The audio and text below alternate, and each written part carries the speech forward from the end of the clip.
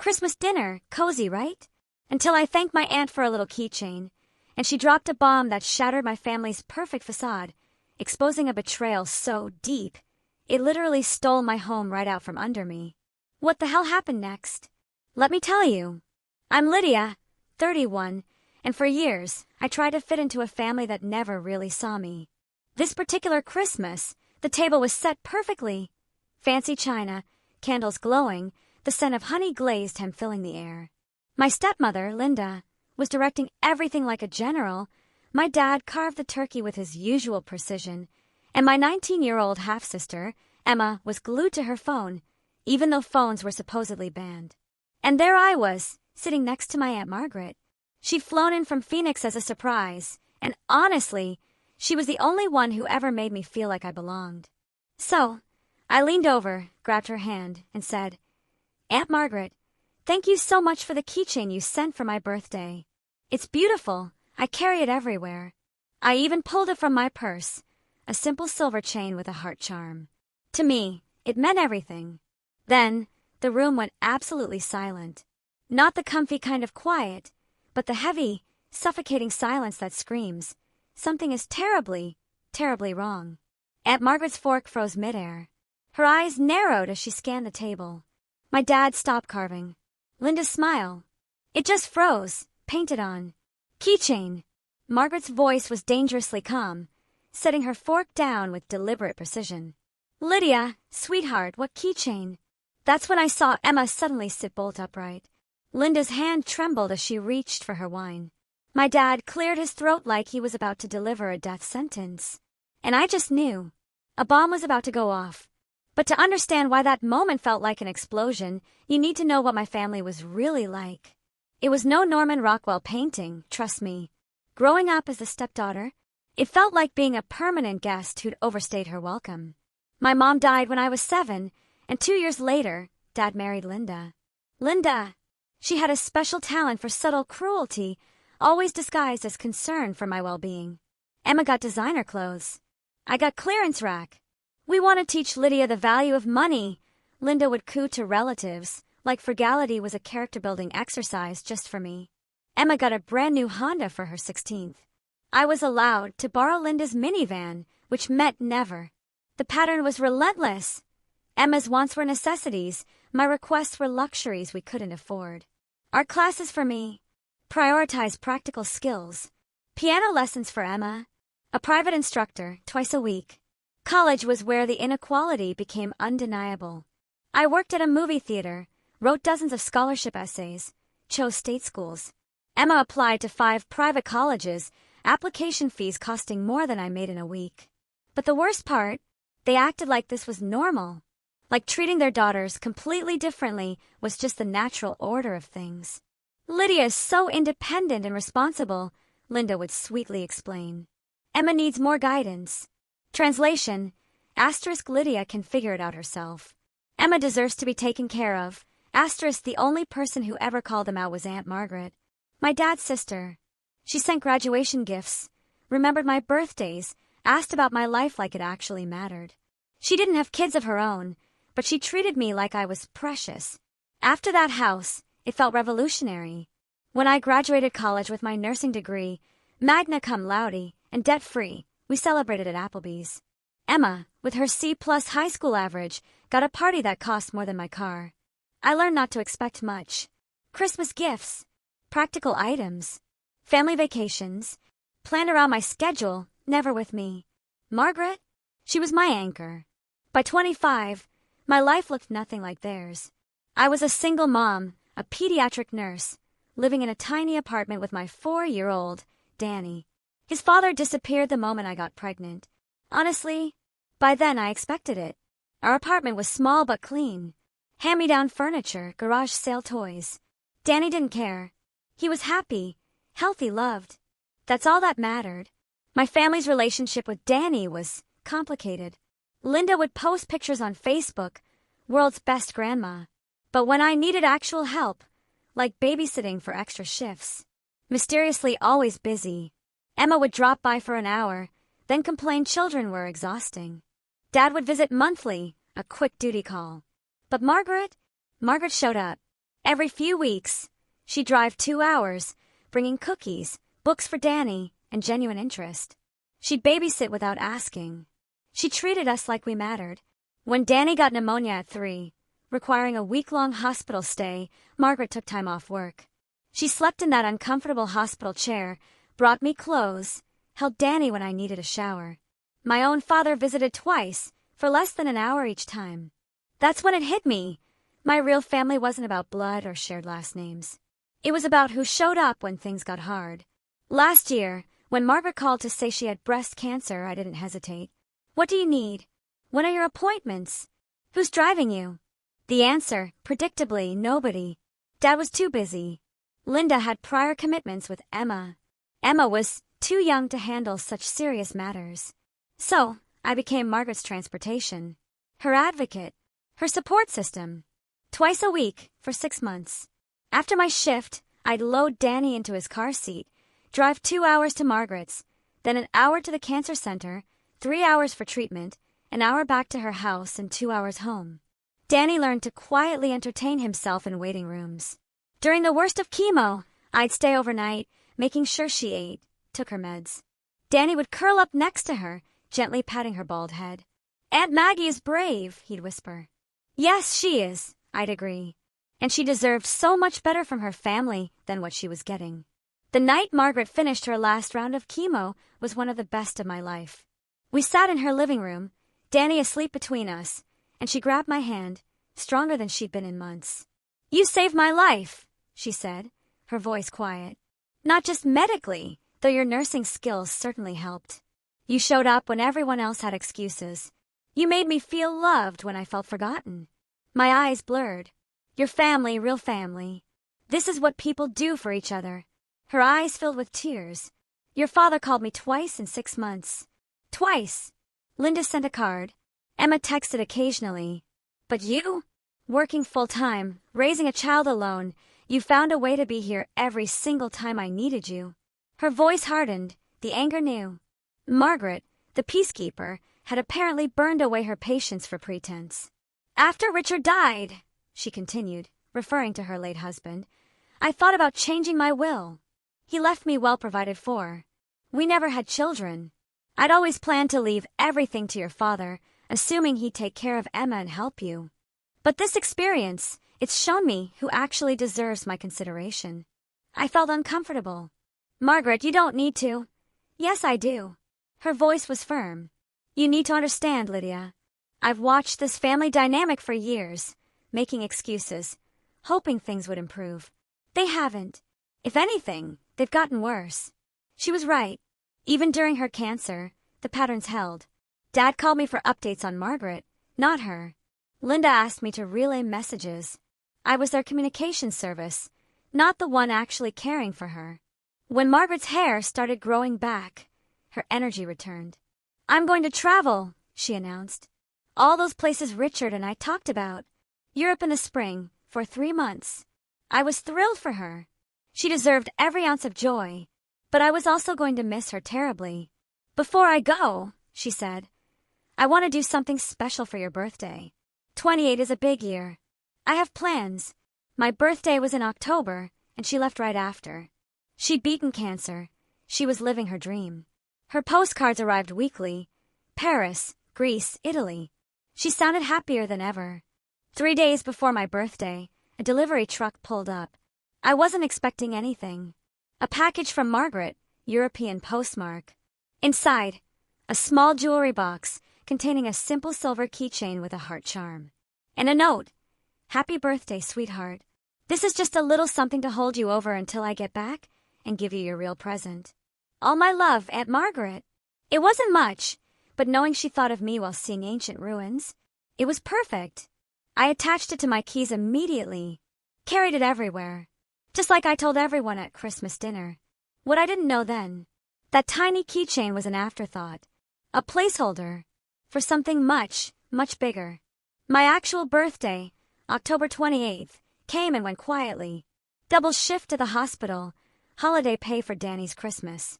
Dad left a voicemail. Linda reminded him. Emma sent cake emojis. No card, no gift, no dinner. Just an acknowledgement. It still stung. Danny, though? My 4-year-old made me a construction paper card with glittery handprints. That was worth more than anything. I called Margaret that night. I got the keychain. I told her, fingering the silver heart. It's beautiful. Thank you for thinking of me. Oh, sweetheart. Her voice was full of laughter and something else I couldn't place. That little thing is nothing. Wait until you see what I really got you. It's going to change your life. I assumed a nice piece of jewelry. Maybe a scarf from Ireland. Something thoughtful, not extravagant. November flew by. More postcards. Margaret mentioned she'd asked Dad to handle something important for my birthday present while she was away. Odd, I thought, but I assumed it was simple. Delivery coordination, maybe. December brought the usual pre-holiday chaos. My work schedule intensified. I was saving every penny for Danny's Christmas. We made paper snowflakes, planned a small tree. I saved enough for the Lego set he wanted. Simple, but full of love. Then, Emma started posting pictures on social media. A new apartment. Beautiful, modern, huge windows, expensive decor. When I mentioned it to Dad, he said Emma was house-sitting for someone traveling internationally. Lucky girl, I remember thinking. Emma always landed on her feet. When she needed an internship, Linda's friend magically had an opening. A summer job? Dad's business partner suddenly needed an assistant. Emma moved through life with invisible hands smoothing her path. Danny and we were planning our humble Christmas. The invitation to Dad and Linda's Christmas dinner came mid-December. Same generic call. We're having dinner at 3, Linda informed me. Margaret is flying back as a surprise.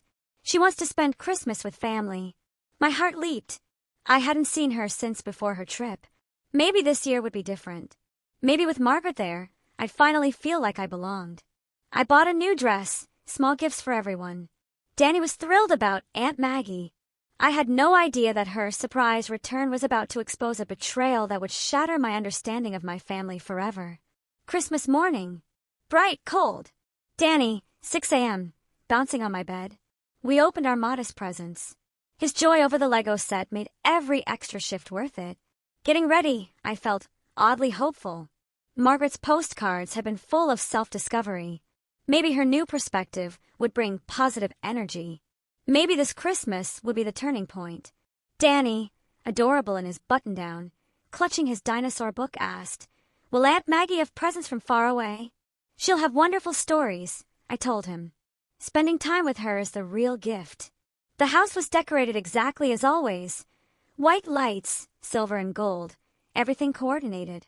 Emma was already there, new designer dress, shoes that cost more than my grocery budget. Dad hugged me warmly. "Lydia, my girl!" For a split second, I believed it was genuine. Linda kissed me near both cheeks, careful not to smudge her makeup. "You look lovely." Emma's been telling us about her new living arrangement. Such a wonderful opportunity. Emma beamed, launching into a detailed description of her luxury apartment. I made impressed noises, setting Danny up with coloring books. Then Dad, glancing at Linda, said, "Speaking of apartments, Lydia, how's your housing situation?" "Still renting." "It's working out fine," I replied carefully. I'd learned not to mention financial struggles. Any admission of difficulty would just lead to lectures on budgeting. The doorbell rang. 2:30 on the dot. Linda rushed to answer. Surprise! It was Margaret, tanned radiant, carrying a suitcase. Danny launched himself at her legs. "Aunt Maggie!" She scooped him up. "My darling boy, you've gotten so tall." She hugged me next, holding me tight. "And my sweet Lydia, I've missed you both so much." She looked incredible. Her hair was back, her skin glowed. "How was your trip?" I asked, genuine joy flooding my voice. "It was everything I dreamed," she said, eyes twinkling. "But I was ready to come home, to the people I love most." She entertained us with stories, Camino de Santiago, cooking classes in Tuscany. The whole family seemed relaxed, her presence reminding them how to actually enjoy each other. As we sat down to dinner, Margaret caught my eye and winked. "I have something very special to tell everyone," she said. "But first, Linda's beautiful meal." The conversation flowed. Even Emma seemed interested. I finally relaxed, remembering what family dinners could feel like. And then I said the words that changed everything. Reaching across the table, Squeezing Margaret's hand, I said with genuine warmth, "Aunt Margaret, thank you so much for the keychain you sent for my birthday. It's beautiful. I carry it everywhere." The silence that followed wasn't comfortable. It was the silence before an explosion, heavy with secrets about to be exposed. Margaret's expression hardened. This Christmas dinner was about to become unforgettable. For all the wrong reasons. The silence stretched for an eternity. Margaret's eyes moved from me, to Dad, to Linda, to Emma. You know that movie moment where the music stops and every sound is amplified? The grandfather clock ticking, nervous breathing, the clink of ice. "Keychain," Margaret repeated, slowly. "Lydia, sweetheart, what keychain?" I pulled it from my purse. "This one. You sent it from your trip with that sweet note about it holding me over until your real present." Margaret stared at it like it was a viper. Then she looked around the table again, and I watched her face transform. The warm glow of travel vanished, replaced by something I'd never seen before. Pure, cold fury. "I didn't send you a keychain," she said, her voice quiet, deadly. "I bought you a $400,000 apartment." The words hit the table like a physical blow.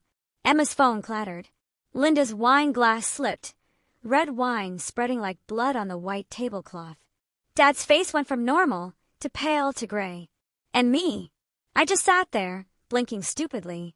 Surely I misheard. Surely my 70-year-old aunt didn't just say she bought me an apartment worth more than I'll make in 10 years. This had to be some weird European joke. "I'm sorry, what?" I managed to choke out. Margaret's voice was lethal. "Before I left for Europe, I called your father. I told him I wanted to do something special for your birthday. Something big.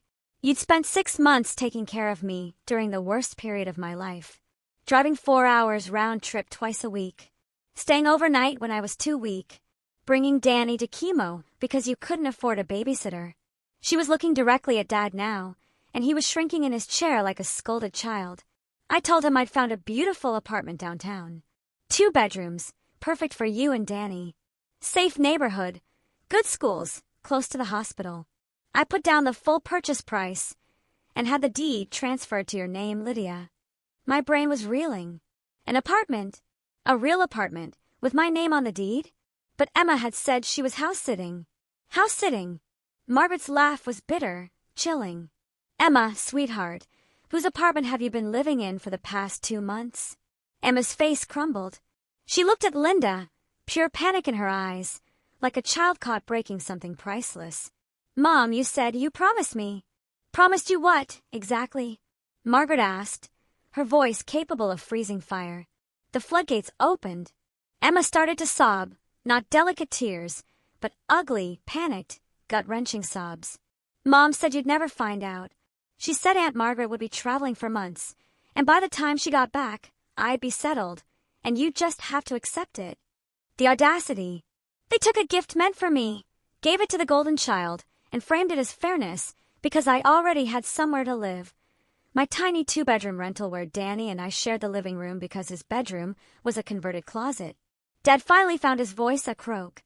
"Margaret, I can explain. Linda convinced me it would just be temporary, until we could buy Emma her own place. I thought we'd have time to explain everything when you returned." "Oh, please do," Margaret said, leaning back, the picture of deadly calm. "Explain to me how you took an apartment I bought for Lydia and decided Emma should live in it instead. Explain how you forged thank you cards in Lydia's name." "Yes, Richard. I received 3 lovely letters from Lydia thanking me for the wonderful apartment, telling me how settled and happy she was there." My mouth dropped open. They wrote thank you letters, actually pretended to be me, expressing gratitude for a gift they stole? The sheer premeditation was breathtaking. We were going to tell her eventually. Linda jumped in, predictably. Her go-to defense, if caught red-handed, claim a postponed reveal makes it okay. "We thought Emma needed the space for college, just for a few years. Lydia is so independent. She's been managing fine. We were going to give her the apartment after Emma graduated. In 4 years." I said flatly, "You were going to give me my own birthday present in 4 years? It's not like that." Dad said desperately, "We just thought, practical considerations. Emma's education." And there it was. The same old song. Emma's needs first. Emma's future matters more. Emma deserves better because she's Emma. The golden child who never had to work, never sacrificed, never chose between groceries and rent. I looked around the table. At these people I'd called family for 24 years. Dad squirming, avoiding my eyes. Linda frantically calculating her next spin. Emma still sobbing like she was the victim. And you know what? For the first time in my adult life, I felt completely calm. Not hurt, not angry, just clear. Like someone had finally handed me glasses after years of trying to see through a dirty window. Margaret slowly stood up, her hands trembling with barely controlled fury. When she spoke, her voice shook. So, all three of you knew this apartment belonged to Lydia and decided to steal it anyway? Is that what I'm understanding here? Dad looked genuinely stunned. Margaret, we never meant. I want the keys to that apartment right now. Margaret, please, let's discuss this rationally, Dad pleaded. Rationally? She laughed, a harsh, unpleasant sound. You want to discuss rationality? Let's talk about how rational it was to steal from your own daughter. Let's talk about how rational it was to lie to me for 2 months. Let's talk about how rational it is for Emma to be living in an apartment that doesn't belong to her. Emma's face crumpled with genuine panic. We were supposed to have more time. You weren't supposed to thank her at dinner. Emma, Margaret's voice was ice cold. Your mother lied to you. That apartment was never meant for you. It was purchased specifically for Lydia, with her name on the deed. As a thank you for taking care of me when the rest of this family couldn't be bothered. The truth of that hit the table like a physical slap. While I was driving Margaret to chemo, staying overnight, bringing Danny to waiting rooms because I couldn't afford babysitters, where was everyone else? Dad was too busy. Linda was overwhelmed with Emma's college prep. Emma was too young. But taking credit for my gift, that they had time for. The keys, Margaret repeated. Now. Linda tried one last deflection. We spent money decorating it. Emma needed furniture, bedding, kitchen supplies. We've invested thousands. Money you spent on stolen property, Margaret cut her off. Would you like me to call the police and explain? Because I have documentation of the purchase, the deed transfer, and copies of every forged letter you sent in Lydia's name. The threat of police involvement changed everything. Dad's face went pale. Even Emma stopped sniffling. Linda fumbled in her purse, produced a set of keys, and placed them on the table like surrendering a weapon. Margaret scooped them up and turned to me. Lydia, would you like to see your apartment? Would I like to see my apartment? The apartment I didn't even know. The apartment that had been mine for 2 months while I paid rent on a place where my 4-year-old slept in a converted closet? Yes, I said quietly. Yes, I think I would. As I stood to follow Margaret, Emma grabbed my arm. Lydia, please. You have to understand. I didn't know it was meant for you specifically. I thought it was just family property, and Mom decided I should use it for college. I looked down at her hand, then at her face. For a moment, I saw the little girl who used to follow me around, before Linda taught her we weren't really sisters. Emma, I said gently, did you really not know the apartment was specifically meant for me? She looked away. Look, we all knew you'd never fight back. You never do. Mom said you'd just accept it eventually, like you always do with everything else. The honesty was breathtaking. They hadn't just stolen from me, they calculated that I would be too passive to defend myself. I carefully removed her hand. But this time you were wrong. Margaret was waiting by the door, keys in hand. Are you ready, sweetheart? Danny had been remarkably quiet, coloring in his dinosaur book. I gathered him up. We're going to see a new place, I told him as I buckled him in. Aunt Maggie has a surprise for us. As we pulled out of the driveway, I saw Linda and Emma in the doorway watching us. Dad was nowhere, hiding as usual. The drive downtown was 20 minutes. Margaret filled in the details. Historic building, hardwood floors, huge windows, walking distance to Danny's daycare, close to the hospital. I looked at dozens of places, she said.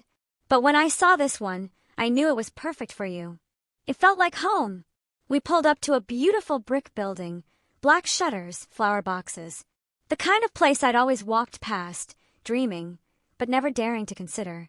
3rd floor, Margaret said. Corner unit, views of the park. The elevator was small, charming. Danny pressed the button, bouncing. When the doors opened, Margaret led us to 3C and unlocked it. The door swung open. I stepped into the most beautiful living space I'd ever seen. It wasn't fancy, it was perfect. Warm hardwood floors, natural light, white kitchen cabinets, gleaming granite. Through the windows, the park Margaret mentioned, kids playing even in December. 2 bedrooms, she said, leading us down a hall. This one would be Danny's. Danny's potential room was twice the size of our old living room. Built-in bookshelves, a huge closet, east-facing windows for morning sun. He ran to the window. "Mommy, look! Swings!" The master bedroom took my breath away. Spacious, room for a dresser, a reading chair. The closet was bigger than Danny's current sleeping space. But the bathroom, a full tub, perfect for long soaks after shifts. The previous tenant left some furniture, Margaret explained. Basic pieces, but these weren't basic. Sectional sofa, real wood coffee table, dining set for 6. The kitchen stocked with dishes, cookware, appliances. These were expensive, carefully chosen, the kind of furniture I browsed but never bought. "Margaret," I said slowly, "this furniture is brand new." She smiled sheepishly. "I may have gone a little overboard with the move-in preparations. I wanted you to feel at home immediately." I sank onto the sofa. It was exactly as comfortable as it looked. Danny climbed up. "Is this our new house, Mommy?" "I think it might be," I told him, still struggling to believe it. My phone rang. Dad. His name on the screen. Margaret nodded at me. "Lydia, where are you?" His voice was tight. "We need to talk about this situation." "What situation, Dad?" "You know. The apartment thing. We can work this out. Maybe Emma can stay there until the end of the semester. Then we'll transition." I looked around. At Danny, arranging his dinosaurs. At Margaret, watching me. "No." "What do you mean, no?" "I mean no. Emma can't stay here. No transition. No, we can't work this out. This apartment belongs to me. It's been mine for 2 months while I've been paying rent somewhere else because you decided your daughter deserved my gift more than I did. Lydia, be reasonable. Emma has already moved in. Started classes. Her whole routine is built around living there. The audacity. They steal my apartment, let Emma get comfortable, and then ask me to be reasonable about disrupting her routine? Where exactly did you think I was living, Dad? I asked, my voice rising. Did you assume I just vanished when you gave away my home? Silence. Emma can move out this week. She can take her personal belongings. But everything else stays. The furniture, the kitchen supplies, the linens. Everything you bought with money you should have spent elsewhere stays in my apartment. You can't just kick her out with nowhere to go. Watch me. I hung up, turned off my phone. Margaret was beaming. I haven't heard you sound that strong in years. She was right. My voice was firmer. I'd found my backbone. What happens now? Now. You move in this weekend. I'll help you pack. She paused. And Lydia, they're going to keep calling. Keep making demands. Keep trying to guilt you. Don't let them. I won't, I said. And I actually believed myself. Danny had discovered the fridge, fully stocked. Mommy. Ice cream. Margaret had planned everything, down to the 4-year-old's favorite treats. My phone buzzed with texts. Linda, Emma, even Dad's business partner. I didn't read them. I walked to the window, looked out at the park. My son and I, we were going to build a real life here. For the first time in years, I was exactly where I belonged. Moving in took exactly 1 weekend. Turns out, when you don't own much furniture, it's surprisingly simple. Our old apartment looked even smaller, more depressing. Danny adapted with the resilience only small children have. This is where my dinosaurs will live, he declared about his new bookshelves. This is where I'll eat my cereal. Margaret helped with everything. You don't have to do all this, I told her. Yes, I do, she replied. Your family stole 2 months of your life in this place. I'm making up for lost time. The calls from Dad, Linda, Emma continued. They went from apologetic to demanding to hostile. I listened to the first few. Same pattern. Mistakes were made. Emma's needs take priority. You're being selfish. I stopped listening after the 5th. A week later, Dad showed up. No call, no text. Just appeared. We need to talk, he said. No, we don't. I started to close the door. Lydia, please. 5 minutes. Against my better judgment, I let him in. Danny was watching cartoons on the new, huge TV. Nice place, Dad said, sizing it up. But here's the thing, sweetheart. Emma is struggling. And there it was. Their old playbook. Guilt trip about Emma. Struggling how? I asked, genuinely curious. She's living in a dorm room the size of a shoebox, sharing a bathroom with 20 girls. Cafeteria food is making her sick. I blinked. You mean she's living like a normal college student? That's not. Why isn't it? I cut him off. Who decided Emma should never experience discomfort? Who created a 20-year-old who falls apart when faced with standard college living conditions? We just want what's best for her. What about what's best for me? The words hung in the air. When exactly did you want what was best for me, Dad? His face flushed. That's not fair. Really? When I was 16 and needed a car for my job, where was your concern? When I worked double shifts for college while Emma got tuition handed to her. When I was a single mother struggling to pay rent while caring for your sister during cancer. Where was your concern for my well-being? Those situations were different. You've always been more independent, more capable. Emma needs more support. And there it was. The fundamental truth, spoken aloud. Emma needed support because she was delicate. I didn't because I was strong. Emma deserved help because she struggled with normal life. I deserved to struggle alone. Every time I succeeded despite their neglect, it proved I didn't need help. Every time Emma failed despite massive advantages, it proved she needed more help. Dad, I said quietly, I need you to leave now. Lydia, come on. Can't we work something out? Maybe Emma could just use the second bedroom for studying. Get out. The volume of my own voice surprised me. Danny looked up, eyes wide. Don't be unreasonable. Get out.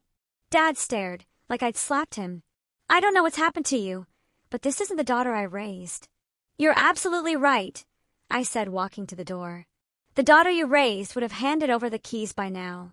She would have moved back into a studio, apologized for causing trouble, and spent the next 4 years paying rent while Emma lived in her home. He stood there, wanting to argue, but something in my expression must have stopped him. This isn't over, he said, stepping into the hall. Yes, Dad, I replied calmly. It is. I closed the door, locked it. Through the peephole, I watched him stand there for minutes, then give up. Danny looked up. Was Grandpa angry? Grandpa was confused. I told him honestly. Sometimes grown-ups get confused when things don't go the way they expected. Are we in trouble? I sat beside him on our beautiful sofa. No, baby. We're not in trouble. We're exactly where we're supposed to be. The legal transfer happened quickly. Signing documents that made me the official owner of $400,000 felt surreal. Margaret made everything bulletproof. Congratulations, the lawyer said. You're officially a property owner. Property owner. At 31, after years of cramped rentals, I owned a home. The financial relief was immediate. No rent. My nursing salary stretched. Danny's daycare was manageable. Groceries weren't a math problem. For the first time, I wasn't living paycheck to paycheck. But the emotional transformation? That was even more profound. I was calmer, more confident. When colleagues commented, I told them I finally learned the difference between being independent and being abandoned. Emma's adjustment to dorm life? Not smooth. My cousin Sarah, who worked at the university, reported Emma had been to housing multiple times, complaining about noise, bathrooms, roommates. The girl who'd lived in luxury her whole life was discovering normal college conditions. I was supposed to have my own apartment. Emma sobbed to a housing counselor. This isn't how it was supposed to work out.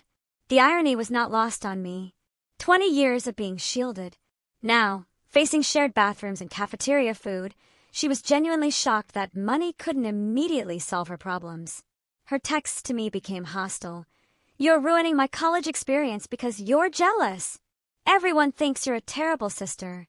I screenshot the worst ones, saved them. Didn't respond.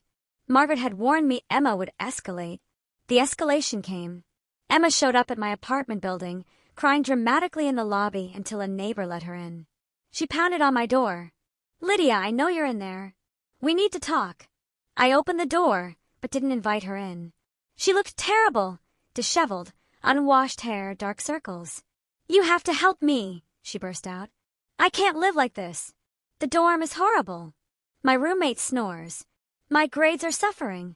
"I'm sorry you're having a difficult time," I said. "College dormitories can be challenging. You don't understand. I never signed up for this. When I chose this university, I thought I'd be living in the downtown apartment. And there it was. She genuinely believed the apartment was always intended for her. My claiming it was theft. "Emma," I said gently, "that apartment was never promised to you. It was my birthday gift from Aunt Margaret. You were living there illegally." "It wasn't illegal. Mom and Dad said I could." "Mom and Dad don't own that apartment. They never did. They had no right to offer it to you." Her face crumpled again. "But what am I supposed to do now? I can't live in the dorms for 4 more years. I'll go crazy." "You'll adapt," I said simply. "Millions of students live in dormitories. Most survive just fine. Most of them weren't raised like I was." The honesty was startling. She was acknowledging her privilege. "You're right," I agreed. "Most students weren't raised to believe they deserve luxury, housing as a basic right. Most students work part-time jobs. Most share bathrooms and eat cafeteria food because their living spaces are too small or noisy." "Are you saying I should get a job?" The question was so genuinely confused, I almost laughed. "Emma, how do you think I paid for college?" "That's different. You always worked." I was focused on my studies. "What's your GPA?" I asked. She looked uncomfortable. It's not about grades. It's about the full college experience, networking opportunities. In other words, she'd been coasting academically, living in my apartment, funded by money that should have been mine. The full college experience she worried about losing was the life she'd stolen from me. "I'm not going to help you, Emma," I said. "Finally, you have housing. You have meal plans. You have everything you need to succeed if you choose to apply yourself. What about what Dad said about working something out, where I could stay here sometimes? Dad doesn't make decisions about my home." "Fine," she snapped, anger replacing tears. "Keep your precious apartment. But don't expect me to forgive you for this. Don't expect me to ever speak to you again." "I don't," I said honestly. "I don't expect anything from you anymore, Emma. And that's actually quite liberating." I closed the door firmly, left her in the hallway. Later, Dad called, his voice tighter than ever. "Emma came home crying tonight. She says you were cruel to her." I was honest with her. "She's just a kid, Lydia. She's struggling with a major life change. She's 20 years old, Dad. When I was 20, I was working full-time, going to school full-time, and raising Danny on my own. Emma is struggling with having to live like a normal college student for the first time. We've decided she needs to get a part-time job," he said grudgingly, "to help build character and responsibility." I almost dropped the phone. After 20 years of shielding her, now they'd make her get a job? Because she couldn't live in stolen luxury. "That sounds like a good decision," I said carefully. "But she shouldn't have to work while living in substandard conditions. If she could just use the apartment on weekends." "Dad, stop." "What?" "Stop trying to negotiate. Stop trying to find compromises. Stop acting like Emma's comfort is more important than basic honesty and fairness. The apartment is mine. It will always be mine. Emma will never live here. Not even on weekends. Not even during finals.